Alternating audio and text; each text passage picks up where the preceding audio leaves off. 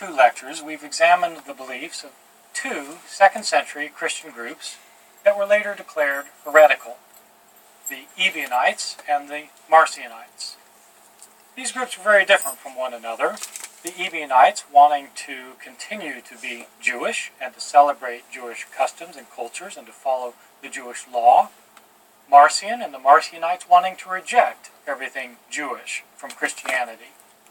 The Ebionites worshiping the one God of the Jews, the Marcionites rejecting that God as a God of wrath, insisting that there was a second God, the true God, a spiritual God, who had never had anything to do with this world until he sent Jesus into it in order to save people from the wrathful God of the Jews. These two Christian religions were very different from one another. Both groups claimed sacred authority for their views in texts that they had available to them, scriptural documents that they said had been written by apostles that they maintained showed the truth of their form of religion. There were, of course, many other groups in 2nd and 3rd century Christianity that we could consider. Of much greater concern to the proto-Orthodox writers, the church fathers of the early centuries, were religious movements that historians have come to bracket under the designation Gnosticism. In this lecture and the next one, we'll be considering the nature of the Gnostic religions before examining several of the sacred writings that Gnostics had available to them, writings now known through one of the most remarkable archaeological discoveries of modern times. I should point out that the Marcionites and the Ebionites are known from writings that have been available to us for centuries. As I pointed out, they're talked about in the writings of the Church Fathers, which were copied through the Middle Ages down into the modern period. With Gnosticism, we haven't been as fortunate in that the Gnostic writings that now survive were not known until recently, and the Church Fathers who describe them clearly skew many of the Gnostic points of view, as we now know because of these modern archaeological discoveries.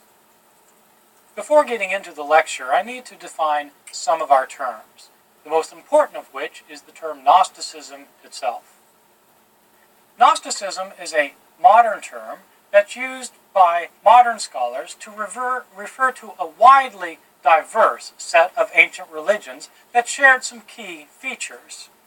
Ancient people did not talk about Gnosticism per se, although they did talk about Gnostics. What does Gnosticism mean? Well, Gnosticism comes from the Greek word gnosis, which means knowledge. These various religions that are put under the umbrella term Gnosticism all subscribe to the importance of knowledge, gnosis, as necessary for salvation. It's knowledge that's necessary for salvation. But knowledge of what? People with knowledge are those who are saved? Does this mean that only scholars can enter into the kingdom of heaven? Gnostics, in fact, did not claim that it was the smartest people who would be saved, because the knowledge, the gnosis that was necessary for salvation, was not really knowledge of the world that we can observe. No, the knowledge involved was secret, esoteric knowledge that had been given by revelation from the divine realm. It wasn't knowledge available only to those who were smart, it was available to those who were chosen. And as it turns out, this knowledge that was available, that was necessary for salvation, is knowledge of one's self. Knowledge of who you really are, where you came from, how you got here, and how you can return. As we'll see more fully in the next lecture, the different Gnostic religions maintain that this material world that we live in is a place of imprisonment for sparks of the divine who have become entrapped here in human bodies because of a cosmic disaster that took place. This world for them, like for Marcion, is not a world created by true divinity. For them, this world is created because of a cosmic disaster. parts of the divine came to be imprisoned in this world, and these divine sparks need to be liberated. They're liberated from this evil material world by learning who they really are and how they can escape. This is the secret knowledge that is necessary for salvation, and it's the Gnostic religions that provide it.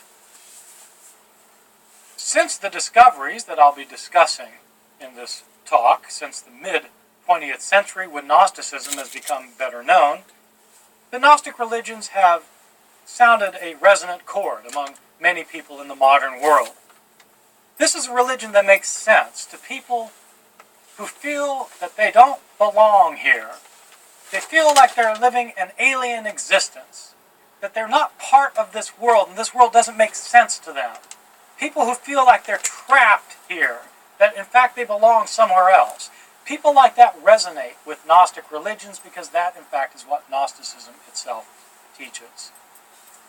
In this lecture, rather than going into the major tenets of Gnosticism as shared by these various religions, we're going to be examining our sources of information about them.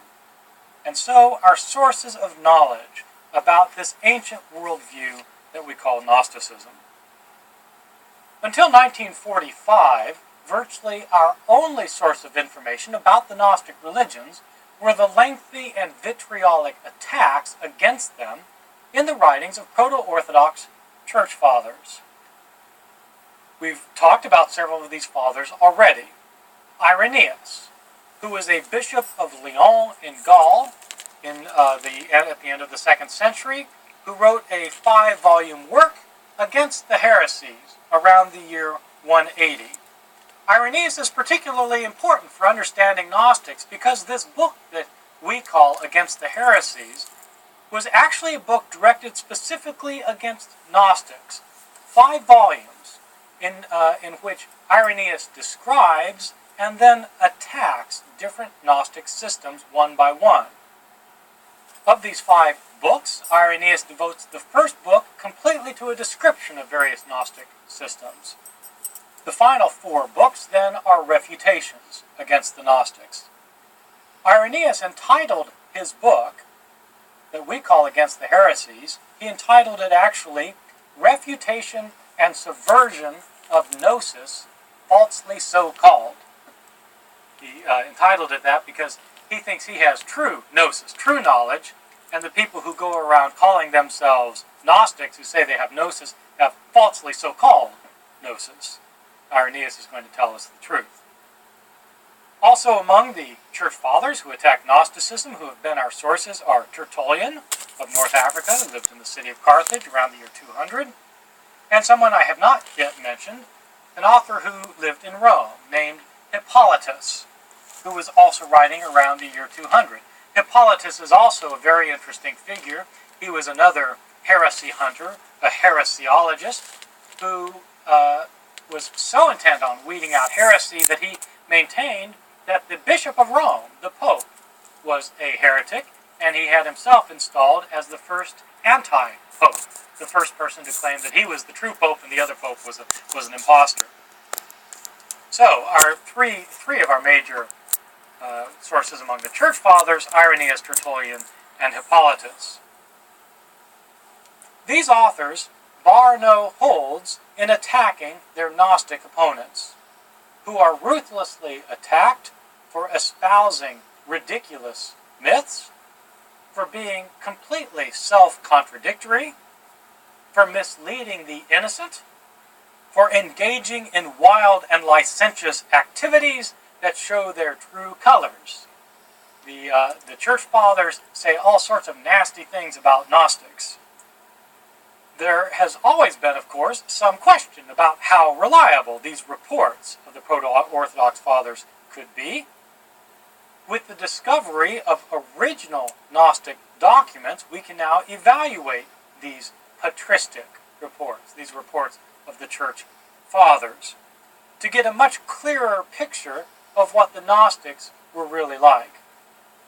I should say that prior to the 20th century, we did have several books that were written by Gnostics.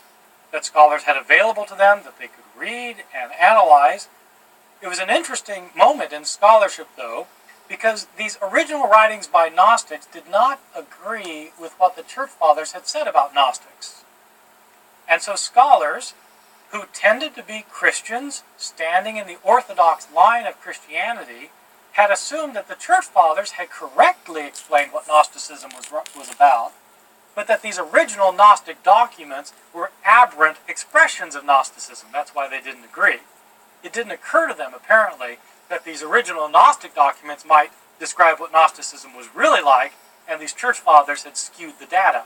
That didn't occur to scholars until a major discovery took place, which has forced scholars to reconsider their opinions. There was a chance discovery of a group of original Gnostic documents in 1945 that has completely changed our understanding of Gnosticism. This makes one of the most intriguing stories of the modern era in terms of archaeological discoveries. It was a discovery that was made not by professional archaeologists, but by rummaging Bedouin who happened upon a group of Gnostic documents near the Egyptian village of Nag Hammadi. Some of the details of this find remain sketchy for reasons that I'll map out momentarily. We do know that it occurred, though, in December of 1945, when 6 Bedouin camel drivers were digging for fertilizer next to a cliff in the wilderness of Upper Egypt, about 200 miles south of Cairo and about 40 miles north of Luxor, near the bend of the Nile. If you're familiar with how the Nile River goes up in Egypt, there's a bend right north of Luxor, and Nag Hammadi is a little village right near that bend, about 200 miles south of Cairo. There were these 6 camel drivers who were out digging for fertilizer, which is found in abundance there in this particular region of Egypt. One of the camel drivers accidentally uncovered something with his mattock. As it turns out, it was a human skeleton. Next to the human skeleton, there was buried an earthenware jar that they uncovered. It had a bowl over the top of the jar, over the opening of the jar that had been sealed shut. At first, these camel drivers, these Egyptian peasants, were reluctant to do anything with this jar. They were afraid to open it because they thought there might be an evil genie inside. On reflection, they realized there might also be gold inside, and so they took out their mattocks and smashed it to smithereens. Inside, though, they didn't find gold. They found just 13 leather-bound books. The leader of this group is a person whose name is easily remembered. It turns out the leader of the group is named Muhammad Ali, unrelated to our Muhammad Ali. Muhammad Ali decided to divide up the books among his fellows, but then the other 5 decided they didn't want anything to do with these books, and so Muhammad Ali bound them up and took them home to his house. Left them next to the oven that was used to cook the evening meal. Reportedly, his mother took several pages that evening to kindle the fire. Muhammad Ali eventually came to think that maybe these books would be worth something, and he decided then to put them into safekeeping. This is where the story gets a little bit bizarre, and some of the details are a little bit hard to trace. As it turns out, Muhammad Ali and his brothers were involved with a blood feud at this time. Soon after they had discovered these documents, which they didn't know what to do with because they were illiterate, didn't really know what they had, soon afterwards, they murdered somebody in cold blood. The person they murdered was thought to have been a fellow who had murdered their father. And out of blood vengeance, when they heard that this man was by the side of the road near their village, and in fact he was asleep by the side of the road selling a jar of honey or molasses, they went out and attacked him while he slept and they killed him. They hacked him apart and tore his heart out and ate it as an act of blood vengeance for the murder of their father. Muhammad Ali realized that there would be an investigation into this murder. They would be the prime suspects, and he was a bit worried about these documents he had found because he thought they might be worth something. And so he gave them over to a local priest in town for safekeeping, so that when Muhammad Ali's house was searched for clues for the murder, they wouldn't find these books and be confiscated. Well, this local priest, as it turns out, had a brother-in-law who was a traveling teacher who came through town. He showed these books to this teacher, who recognized that, in fact, they might be quite ancient and might be valuable. Eventually, word got out to antiquities dealers in Egypt, and the books were tracked down and sold eventually to the Museum of Antiquities in Cairo. Scholars soon learned about the discovery, and when scholars came on the scene in Cairo and went to the museum and could examine these books, they were amazed at the significance of what they had in front of them.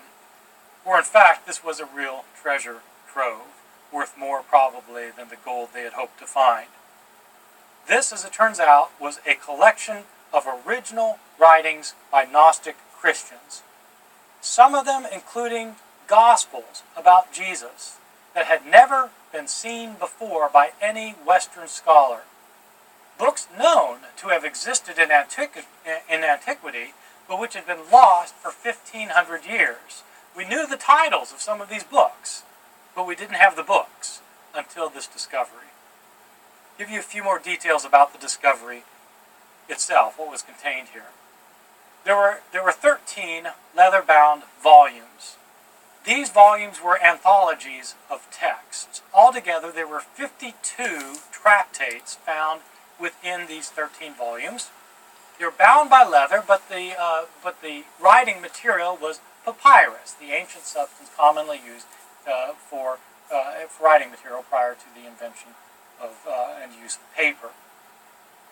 The books, the leather-bound books, had been produced sometime in the 4th Christian century, sometime during the 4th century. We know when the books were produced because the leather bindings are the spine of the bindings are strengthened in places with scrap paper, and some of the scrap paper have dates written on them, so that you know when these dates are from the mid of the 4th century, so that the books had to have been produced sometime prior to the dates on the scrap paper, so sometime probably in the early 4th century.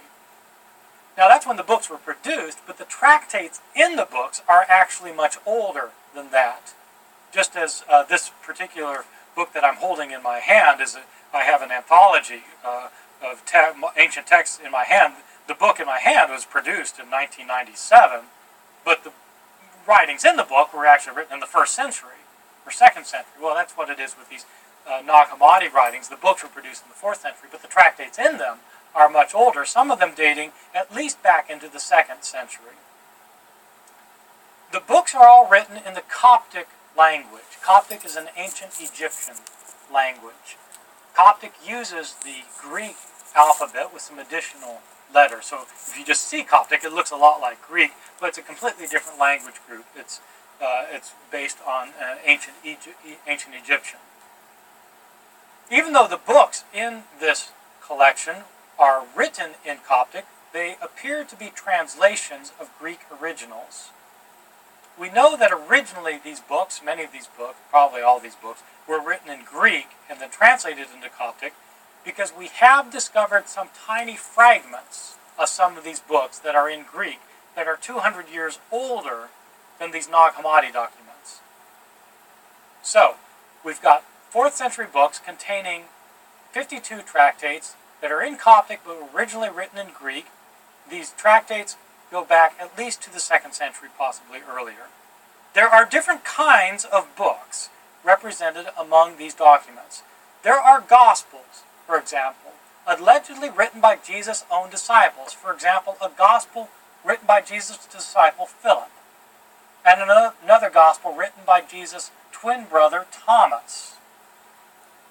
There are apocalypses, revelations in these books. Especially popular are dialogues that Jesus has with his disciples after his resurrection.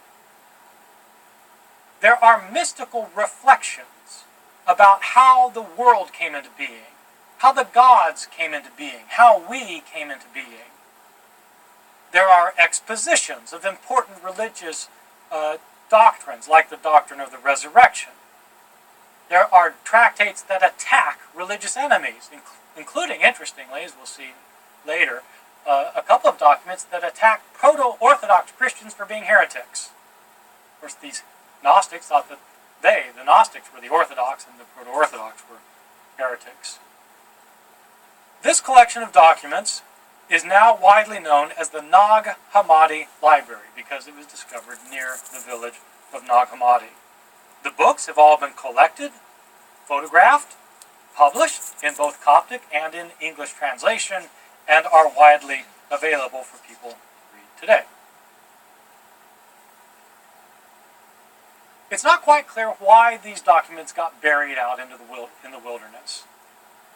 The most prominent theory about why these documents were buried in a jar in the wilderness has to do with the proximity of the find. Evidently, this jar, I say evidently because we're not quite sure where Muhammad Ali found this jar.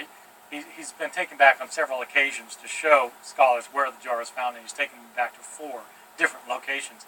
But all of the locations, as it turns out, are relatively close, just a couple of miles from an Orthodox Christian monastery. It may be that the monks of this monastery decided to clean out the library and hid these things in the wilderness. It may be that somebody who rather liked these books was responsible, because after all, they didn't destroy the books, they hid them in a jar. Maybe they thought that as theological issues were resolved, maybe they'd be able to go back and get the books at a later time. We don't really know. All we know is they were buried out in the wilderness, not too far from an Orthodox library. The find of the Nag Hammadi Library is of incalculable value for scholars of antiquity.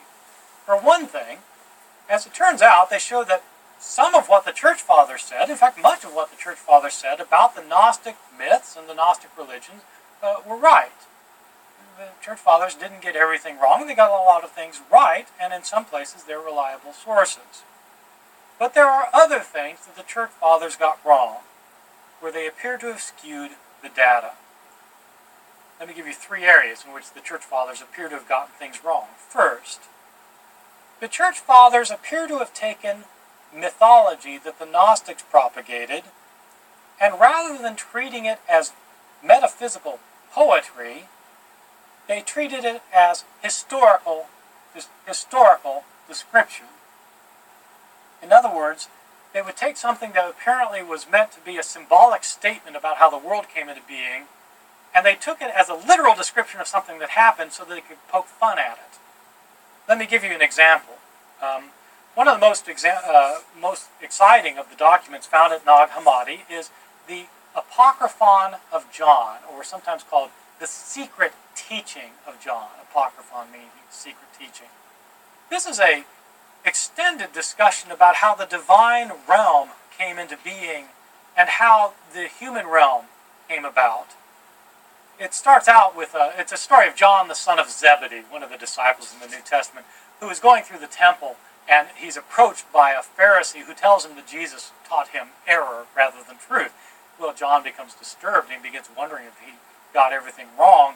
Well, while he's disturbed about this, the heavens open up, and Christ actually appears to him, who begins to explain to him who God really is, and how the divine realm came into being, and how humans came to exist.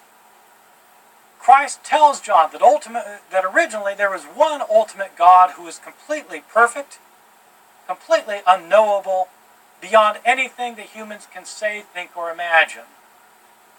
This one perfect God was not corporeal or incorporeal. He was not bodily or non-bodily. He was not great or small. He was not a thing that could be described in terms of quantity or quality. He's a non-thing, completely spirit.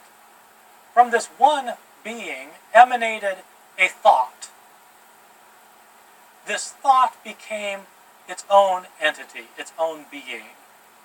And then there came forth foreknowledge, this one spiritual being, foreknew all things. Well, foreknowledge became an entity. And then came forth indestructibility. This one thing was indestructible, and that became an entity. And then came forth eternal life. Divine beings emanated from this one great being, a number of them, until the last one called Sophia, which means wisdom, Greek for wisdom.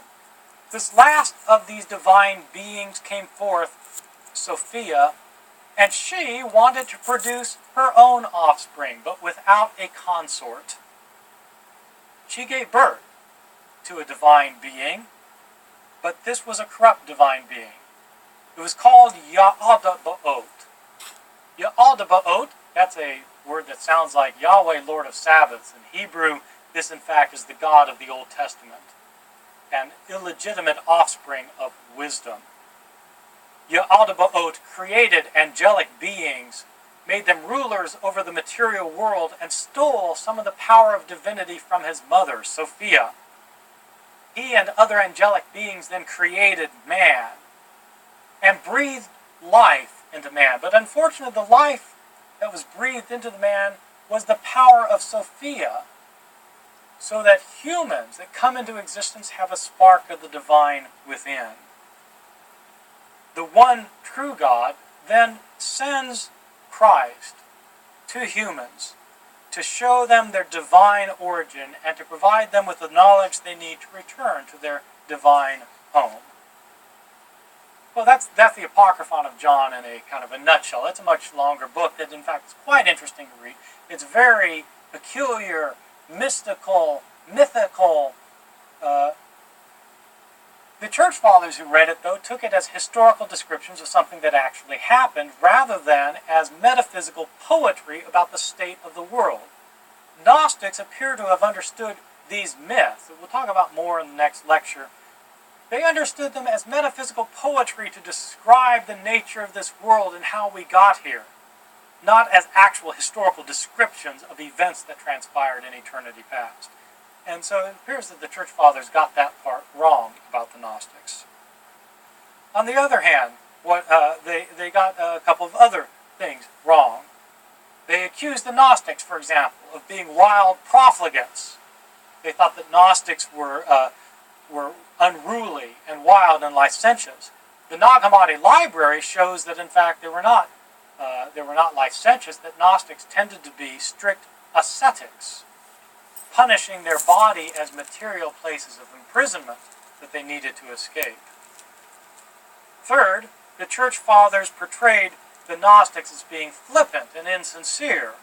The Nag Hammadi library shows that in fact Gnostics were sincere believers and sincerely religious. And so it appears that the church fathers got some things right in their descriptions, but other things wrong. The Nag Hammadi library has allowed us to evaluate these writings of the church fathers to see what the Gnostics really stood for. I should point out that the Nag Hammadi library itself is not problem-free. It's difficult to read many of these books.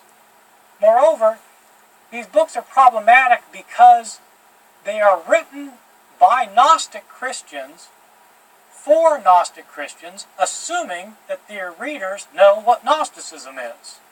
You see what I mean? Which means that somebody who's not a Gnostic has trouble reading these things because you have to read between the lines. It's kind of like when I picked up the sports page this morning to read about the Atlanta Braves game last night. The article about the Braves game assumes that I know about the history and rules of baseball. It doesn't describe those things to me, it just assumes I know them. Well, if you don't know the history and rules of baseball and you pick up an article on the sports page about the Atlanta Braves game last night, you could probably, if you have enough articles like this, reconstruct what the rules of the game are. But it's difficult. You have to read between the lines. That's what it's like with these Nag Hammadi tractates. You have to read between the lines because these books are written for people who already know what the books are talking about. One therefore needs to read these texts carefully in order to see what they assume and understand what appears to underlie their various statements. When one engages in a careful reading of these texts that have been discovered at Nag Hammadi, along with, and in light of the comments made by the church fathers who opposed the Gnostic religions, then one can come to a clearer understanding of what these Gnostic Christians actually stood for. That's going to be the subject of our next lecture.